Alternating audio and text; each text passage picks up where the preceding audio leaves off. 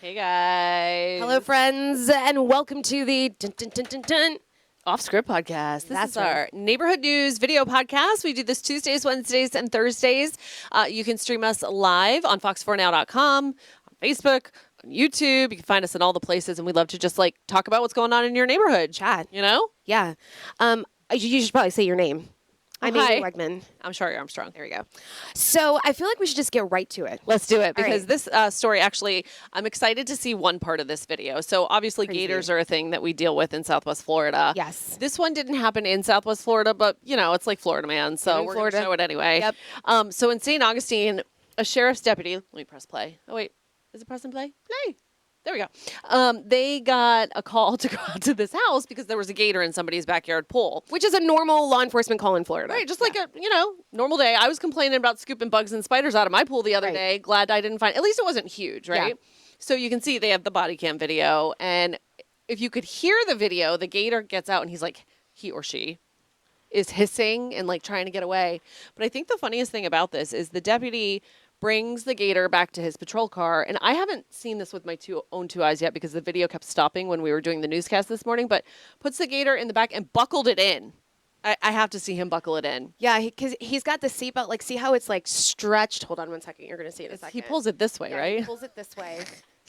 Safety first. That guy's not going anywhere. Look how cute. Aww. Poor gator. I know. Well, the good news is Gator was brought to a nearby pond and is living its best life now, not in the chlorinated pool. But kudos to our first responders, because how many times here in Southwest Florida do we also hear about police officers, firefighters, sheriff's deputies wrangling some kind of animal? Yeah, it comes with the job here in Florida. That's above my pay grade. Yeah, except for they get out and they do it. And we appreciate you guys so much. That story has gotten national attention because people are just like, oh my gosh, she's wrangling a gator. But I think we see this all the time. It's the seatbelt. It's the seatbelt. That's for really sure. the most precious thing. That's what got me. Yeah. Safety first. I want to talk about some really cool breakthroughs, if you will, in medicine that are happening right here in Southwest Florida. So at NCH in Naples, you see that thing? Okay, it's the size of a tiny, a grain of rice. Yeah, right. Basically. That is the world's first pacemaker that is being made without lead. Yeah, okay? It's wireless. It's super tiny. When you think of a regular pacemaker, I mean, that was an undertaking to put those in, and don't they have to attach it to stuff? Wires and everything. I'm not a doctor, even though sometimes I play one on TV. But so our Collier County, Naples community correspondent Eric Lovelace, he learned about this story because he lives and works in that community every day. So he found out about this guy. So it's the size of a grain of rice, dual chamber, wireless, and they can do this for you when, this is how it works, implants itself. A traditional pacemaker maybe is not an option for you or your loved one.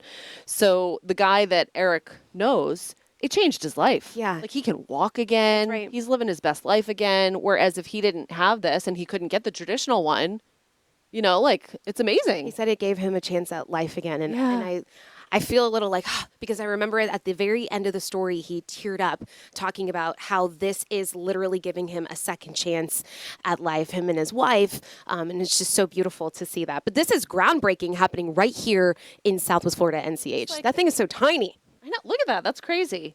It's amazing when you think my kids, when they're adults, there's probably going to be cures for everything. And, it's just nice to see the advances in They'll be like, that thing is huge. Right. Exactly. They're going to be like, hold on, Mom. What? Oh, no, they don't even have to lift their phone. No, right. Their hand. It'll be FaceTime without an actual device. You know what I mean? Implanted in your eyeball. No, it's kind of scary to think about, especially in the AI world. Kind of cool.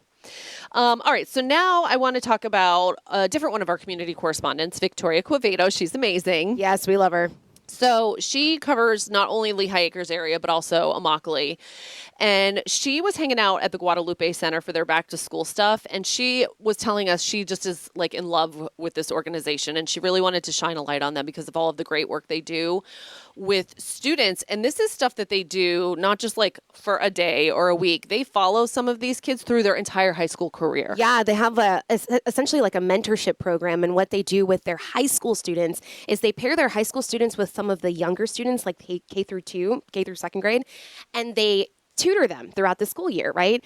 And then not only are those students given the opportunity to give back, but they are also paired with people to help them navigate the next steps, which would be college. And then after that, which is their professional career. And that's a big deal because a lot of the times we see the fall off after high school, or even they get into college and then that's when it's like we kind of lose connection, like through organizations and go stuff off like into that. the world. Good luck. We've given you everything.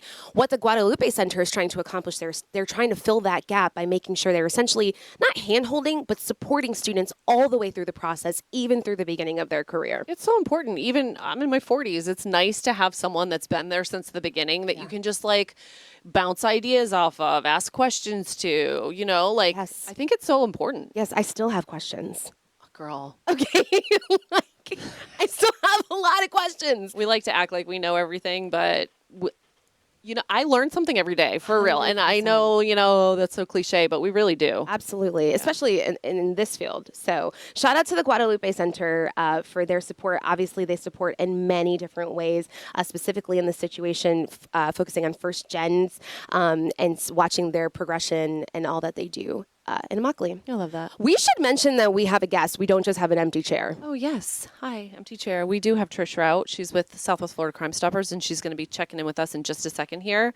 So this chair will be filled with the lovely Trish Routte. And we also posted on Facebook because Trish Routte is with Crime Stoppers, and we know there are a number of cases that people watch closely. So if you have any questions ahead of Trish joining us or while Trish is joining us, we are inviting you to go ahead and drop those questions in the chat because there's a lot to say when it comes to cases in Southwest Florida. There is. And I think one of the biggest misconceptions, and we'll get to that, is like the anonymity. If you call or you're really anonymous, like I hear that from people in the community. So Trish is going to talk about all of that and how it actually works.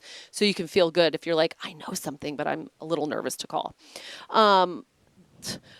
We pushed a button. Well, I wasn't part of it, but they pushed a button and raised 11 homes at the same time on Sanibel yesterday. I can't even comprehend. Break this down for me because I know our community correspondent, Austin Shagaratsky, was all over this. But when you say they lifted literally all these homes at the same time, they elevated all of them. How does that even work? Well, there was a company obviously that was part of it. So Donnex Village is an area on Sanibel Island, and these homes, man, 3 times most of them flooded. So first Ian, Helene, Milton, and they're like, okay, I can't take this anymore. Yeah.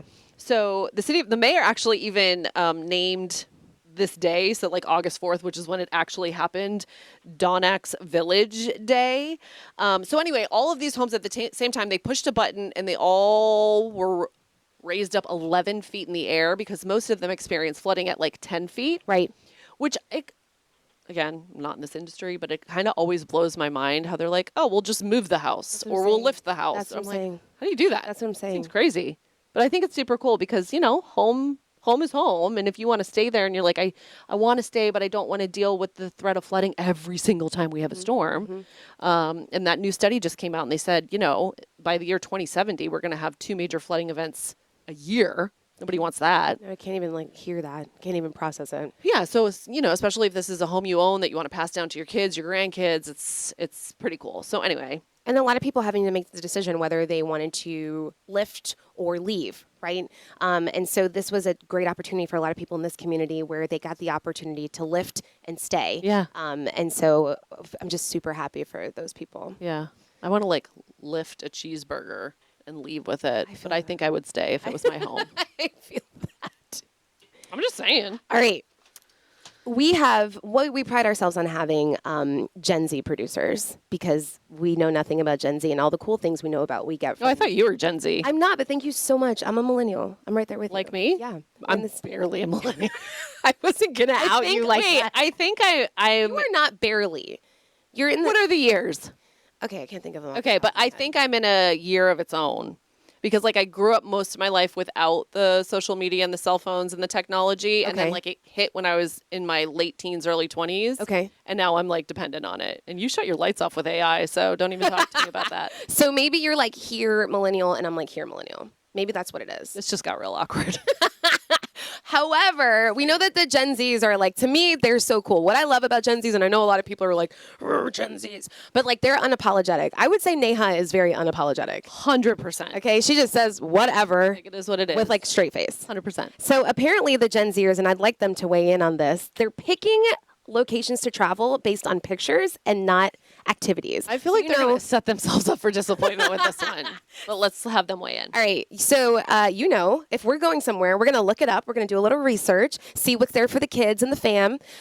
They're saying, this research is saying, the Gen Zers, they just look at the pictures and the good-looking people, and they're like, I'm going to go here. Hi, Photoshop. I feel like Neha specifically, both of them they're Get over planners. here. They're absolute planners. So I do not think this applies to our Gen Zers, but I do want them to weigh in.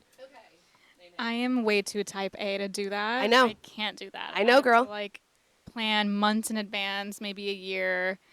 I just can't look at a picture and go, yeah, I want to go there. Right. Neha and I hung out one time. It was the first and last time, apparently, because she never asked me to hang out after that. Well, I wasn't invited, so that's Well, that's awkward.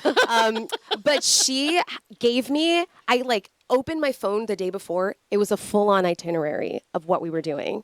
Neha does not mess around when it comes. I know she's so sweet, but she plans is my point. So I know that doesn't apply to her. Allie, I know you're a planner too. So, but don't you guys realize that maybe pictures, like, do you have friends that plan off pictures? Do you? I don't plan off pictures. Okay. It gives me too much anxiety. I'm a planner. I need a daily schedule. When are we waking up? What are we doing today? Yes. What A what are we reservation. wearing? Yes. Yes, a reservation. Okay. I do like looking at the pictures to kind of depend on, like, where do I want to go? But after that, no, you got to do all the planning. How many times do you Absolutely rent not. a VRBO or an Airbnb and the pictures don't quite match? I mean, it's the picture, but you're like, wow, they were using a wide angle lens. Right. Or, like there's definitely a filter on that. Yeah. Yeah. How many that has happened to me like enough times that's part of my whole like scared to do like Airbnb, because it's happened to me where I was like, this place looks beautiful. And then I got there and I was like, what is this? I've never had that experience on VRBO. No way. I know you're a big VRBO person. Yeah, I haven't. Yeah. Maybe I need to try VRBO. I don't know. Why don't you live a little? Okay, thanks. Yeah. Jeez, I thought this was a safe place. On vacation? It is. I was on vacation the other day. And I just wanted to say, I don't think I fit in with you guys, because I'm the person that would probably pull up and just like live. Like you guys are like reservations and planning. And I'm like, I will just, when we went to Colombia every day, this is probably stressing them out hearing this. Every day it was just like, what do you guys want to doing do? Today? Yeah. I'm a mixture of both. So I make reservations that I can cancel if we decide we're like, oh, we have a reservation if everyone's hungry and they want to go to dinner, but locked in. at like 3:00, Yeah. if everyone's like, let's go do this instead, I'm like, sorry. Right. Hi. So typically I'll book it, unless it's like a really bougie place where they're like, You're like flexible. That's totally what it is. flexible. Yeah. Yeah. Neha went to Disney with her boyfriend and planned the whole trip. Down to the t-shirts in there. So it's like very different. I just love picking on her so much. So I don't know if they actually fall into this. They're like I Gen think they're- Zers living in like old lady buddies. Or no, sorry.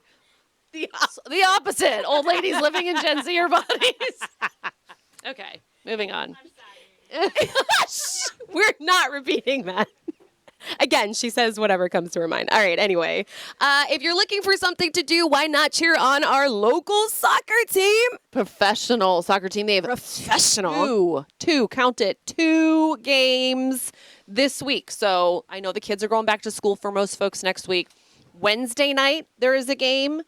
And Saturday night, there is a game. And because of who they're playing, don't ask me who off the top of my head, even though I said it yesterday when Alessandra was in the studio with us. They're calling it the Beat the Birds bundle because both teams they're playing are like birds of some sort. Can you remind me? I can't remember. It's okay. If you go to fox4now.com, you can click on the FC Naples stories and find the information there. The games are so energetic. We are the official broadcast partner. If you've never been, the tickets are affordable. You can buy the bundle pack if you want to go Wednesday and Saturday. They have a beer garden. They have food trucks. I mean, look, they got like smoke and like flags and stuff. It's really a good time. And I think it's the perfect way to kind of like wrap up the summer, do something fun, something a little different, right? How often do you get to go to a professional soccer game? Yeah. I have not been to an FC Naples game yet, but I am actually hoping to go to one of these this week. I actually was saying, my dad's a big soccer fan. Yes, so I'm like, Dad. oh, maybe I should take the rents and go down on like Saturday night. That'd be fun. Yeah. With the kids. Yeah. Yeah, but that's the thing. It's like if family friendly. Everybody wins at that soccer game, especially at this particular location. Yeah, I'm excited. So we'll see. Shari and I will perhaps be there. Perhaps. Perhaps. I think it's guest time. All right. So coming to the stage from all the way at 1-800-780-TIPS. Yes. I love saying that. Please welcome, when in doubt, Call Trish Routte. We love Trish Routte. Come on down. Wrong network when I say that, but that's okay. Hi, Trish. Good morning, ladies. How are you? I am so honored to be here, guys. Man, we've been working with Trish, no kidding. I've been working with Trish 20 years now? Yeah, at It's- least, Yeah, yeah. it's kind of crazy. Entire careers. Literally entire careers. So Trish is with Southwest Florida Crime Stoppers. And for those, maybe some people are like, I've never heard of that. What is that? Talk to us a little bit about it, because I think the key thing is they want tips in crimes, but you can remain anonymous, and you really can remain anonymous. Absolutely. You know, so many times people see crimes, they're aware of things, but they don't want to be seen talking to law enforcement. They don't want to be seen as the snitch. And we get that, especially with some very violent crimes. So Crime Stoppers is the way that people can get involved, make a difference, and provide whatever they saw, whatever they heard, to law enforcement via us. We are the anonymous place. Hotline, website, the mobile app, they can reach out to us 24 hours a day, provide us with whatever information they have. I mean, it could be a little piece of information or it could be like the whole dang deal. We immediately provide that information to law enforcement. If they're able to make an arrest off of that tip, we pay a cash reward of up to $3,000. Now it's $5,000 for a cold case homicide.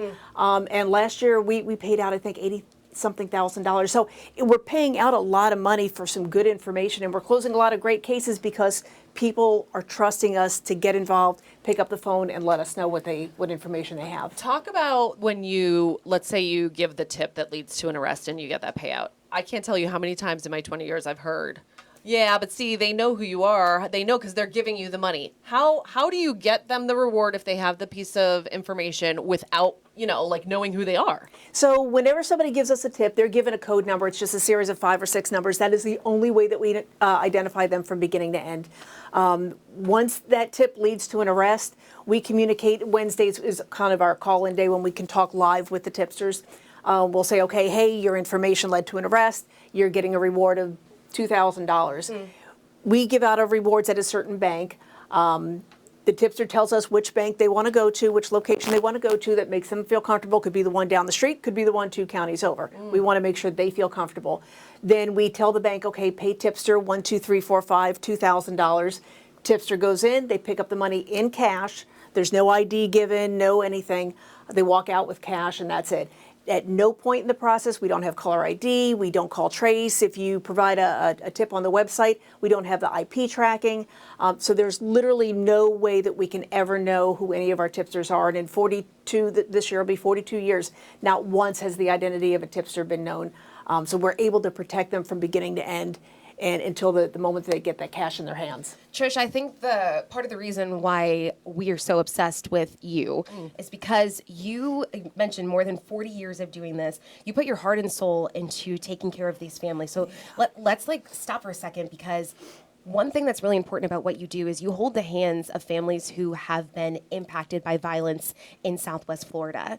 You have remained committed to those families for years. I've interviewed you multiple times, Amy, too, and I feel like I can throw almost any case out to you in Southwest Florida, and you'll say, oh yeah, I know the mom, I can text them, I can call. You have these relationships. Yeah. What has that meant to you, being the advocate for local families who have endured true hardship through crime in our community? So it's important for them to know to always have faith, because not every crime, on TV, obviously you want everything solved in 24 hours. That is so not real life. Homicides take months, weeks, sometimes years, sometimes even decades to solve. And it's so hard for these families to keep the faith and to stay motivated when they know that the person that took their loved one's life is still out there. So I think it's very important that we, like you said, hold their hands, that we listen to them to make sure that they're not forgotten. Their loved one is never forgotten, that there's always someone out there advocating for justice in their case. And man, it is just the coolest thing when justice does happen after 10, 15, even 20 years, and that day finally happens. The Story Cornell case out of Cape Coral, she waited 30 years for justice. Jan, yep. And man, when she got justice finally, there's nothing better than that. So I always want families to know that they have someone in their corner. I will always be in their corner. I will always listen to them, make sure that they're heard, and we'll fight. You know, just because a case isn't in the news on that particular news cycle, it's not forgotten. And you know, once a week we do a segment called The Search Continues on the Crime Stoppers Facebook page, where we put out a cold case so that people remember these cases are still unsolved, and we still need information on these cases, and it is possible to solve them. Can we talk about the importance of tips in the community and people contacting you when it comes to that? I remember this case in Lehigh Acres. It was a grandfather and the grandmother. They were actually. Somebody broke into their house. Yes. Somebody tied them up.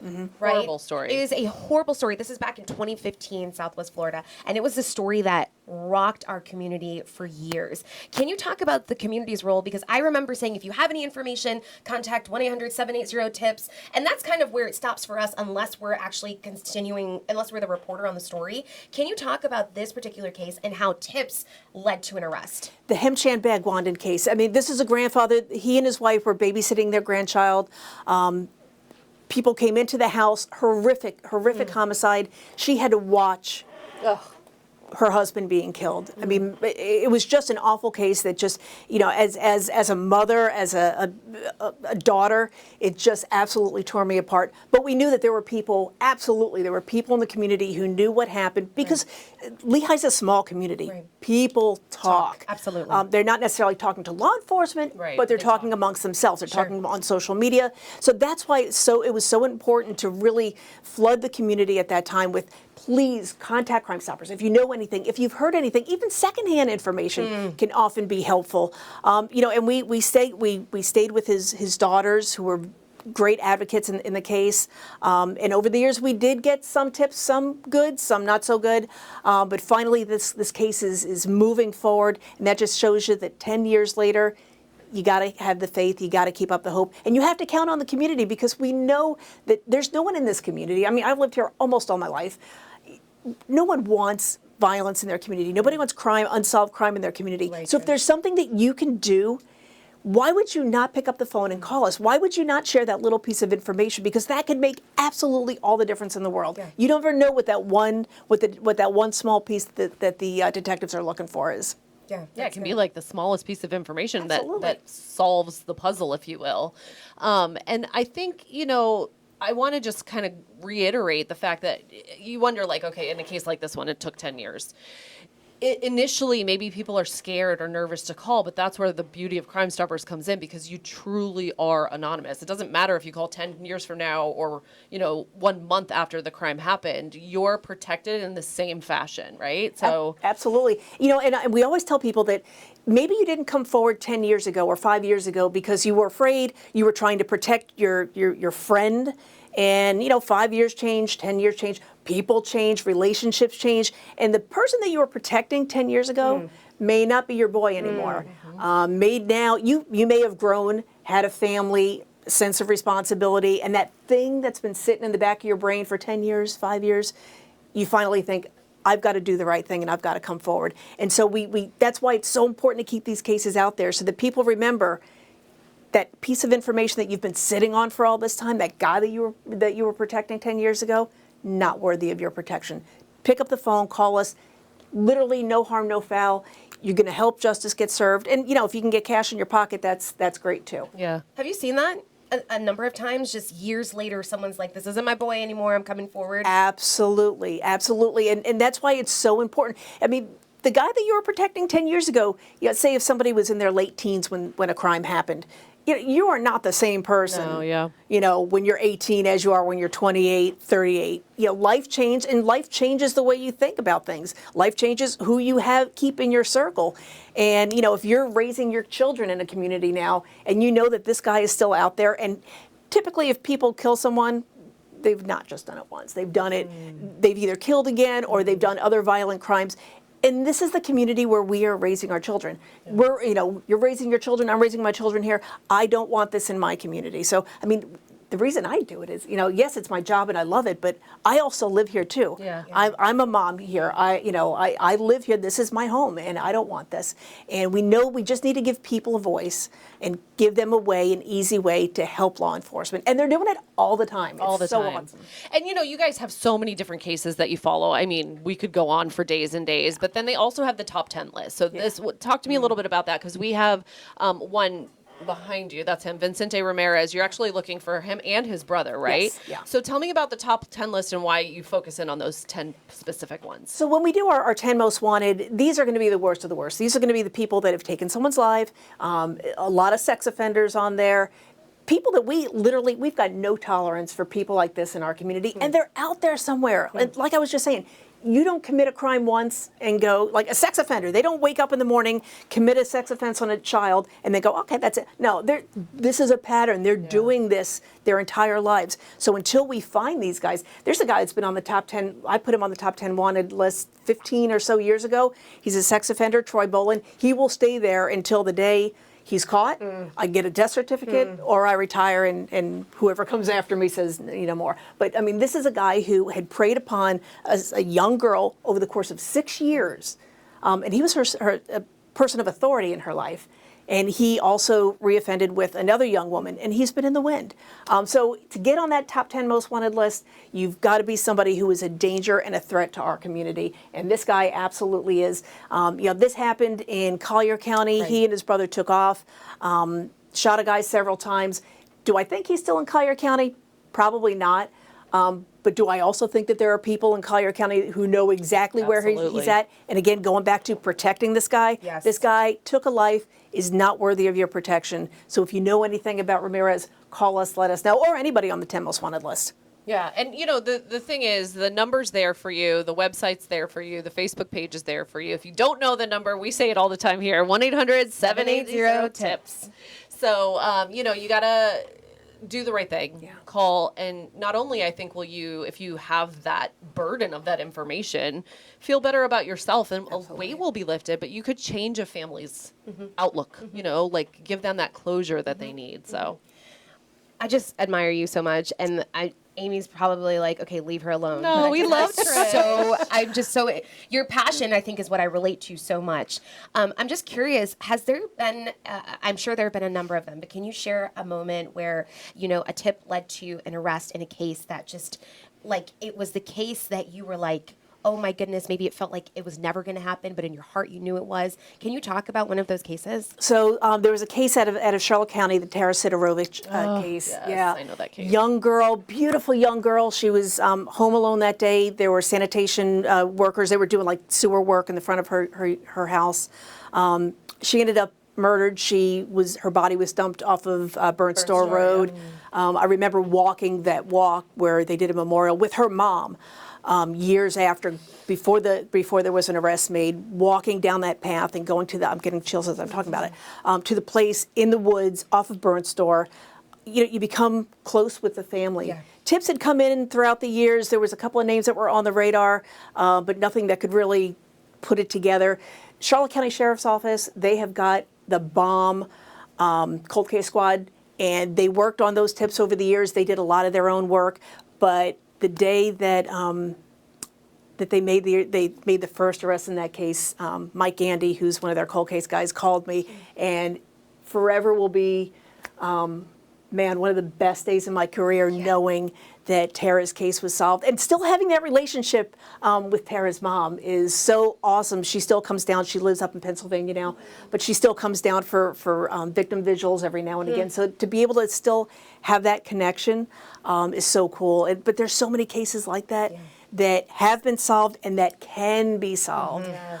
It's just a matter of the community stepping up and doing the right thing and helping us out. Thinking about these families. What if this was your loved one? What if this was your relative, your best friend, someone who you loved? Yes. Wouldn't you want someone to step up? And there's literally, if the information that you give is false, no harm, no foul. Like there's no one's going to come back at you and go, well, you give us bad information. That's right. Because we don't know who you are. Sure. But if the knowledge that you have could help a family move forward with, nothing's going to bring their loved one back, but just bring them forward to peace. Yeah.